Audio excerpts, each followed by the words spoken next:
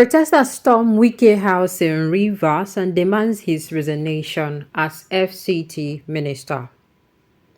Police accuse protesters of lawlessness.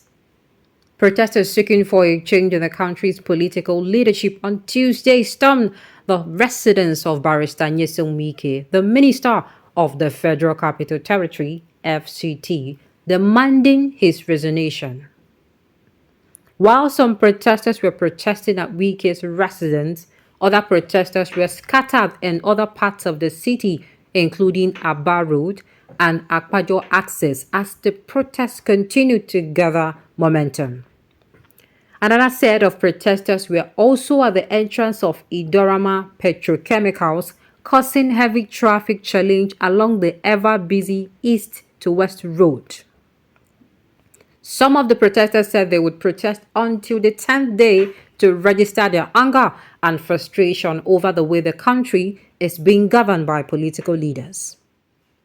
While some of the protesters carried placards conveying their messages to political leaders, others simply walked along the roads, obstructing traffic and urging motorists to join them. At Wike's mansion along Ada George Road, Port Harcourt, the protesters, who were peaceful and organized in their conduct, blamed Wike for causing trouble in Rivers instead of focusing on his position as FCT minister. The protesters said that despite the hardship occasioned by inflation and the increase in the price of petrol, the former governor continues to cause trouble in Rivers and the entire Niger Delta region. The protesters, who carried on the activities peacefully, deployed placards and inscriptions expressing dissatisfaction over the poverty, hunger, and high cost of food items in the country. Some protesters told reporters that they were not satisfied with the federal government appeal to call off the protest.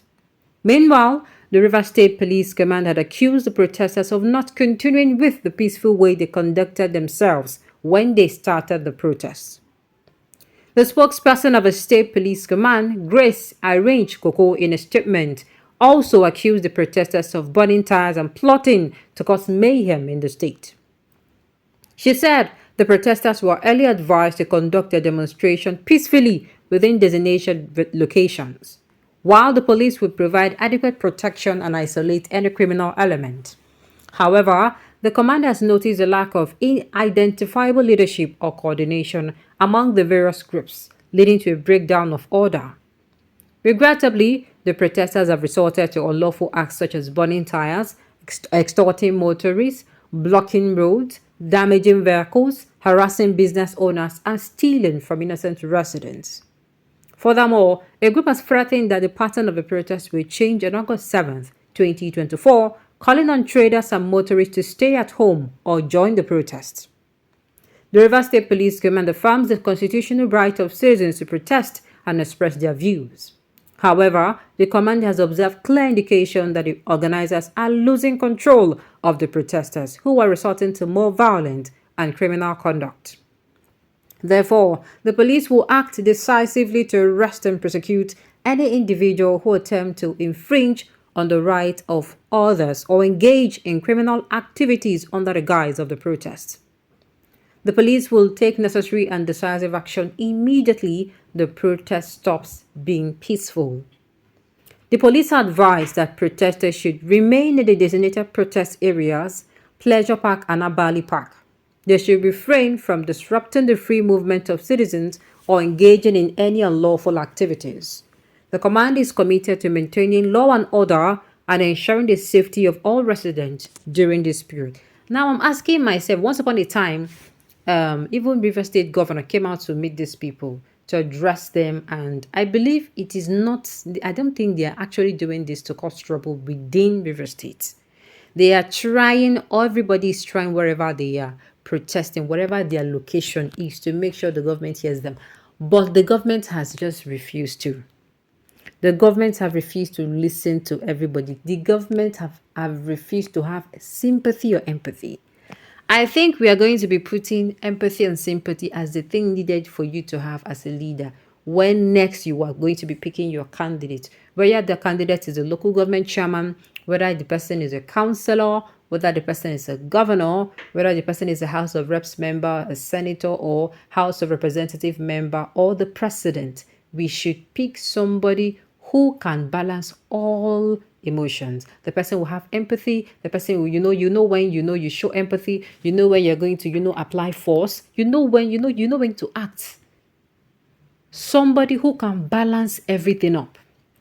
Of course, we don't need somebody who is too soft that is going to be a pushover. In the same time, we don't need somebody who is going to be too indifferent that the person does not care what happened to the citizens. At the same time, we don't need somebody who is going to be too harsh. So the person does not, beat everybody, or what happened in 2020 now happens. You know how they massacred people now. Do you understand? So I think this is what we're going to be looking out for, because these protesters, they are enraged. Normally, if you do protest in advanced country, they don't allow it to get to a point where it start turning violent. Immediately you want to even look like that they want to start turning violent. Before you know it, they're going to come out and address the people. But what do we have here? After the address of the people, the address of a so-called president, rather, it even made people more angry. It got people angry. It's like, you wouldn't have even come outside to say anything. You for just cuckoo leave you for not even come outside. You for just stay. A lot of people were triggered by that particular broadcast that the president did. They don't resign. They are very insensitive human. Okay, they don't resign. They are very insensitive. Human sufferings and would rather die in office. Lies.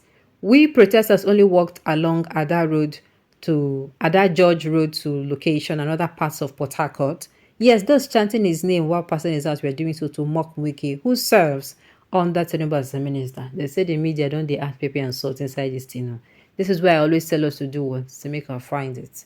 The media you can say particular news, and if you no go check, you go be say that news now fall. The Salus are gradually getting back at those who refused to support them in the last election, and it is confirmation that these riots and looting the term protest is a political vendetta. I don't know what to say to you. I have no words. If you are still thinking like this in this time and age in this country, there's something obviously is wrong with you. As in, they need to, it's not deliverance. I feel the situation needs to happen to you more, because not us, because you have learned me. Before I was telling people that this is the lesson you're going to learn. So if you're among those who are still thinking tribal, who are still thinking those who are protesting are actually being sponsored, something fundamentally is wrong with you. Something is really, really wrong with you. All right, on this note, we have come to the end of the news. We say thank you for tuning in to listen. Until I come your way next time, enjoy.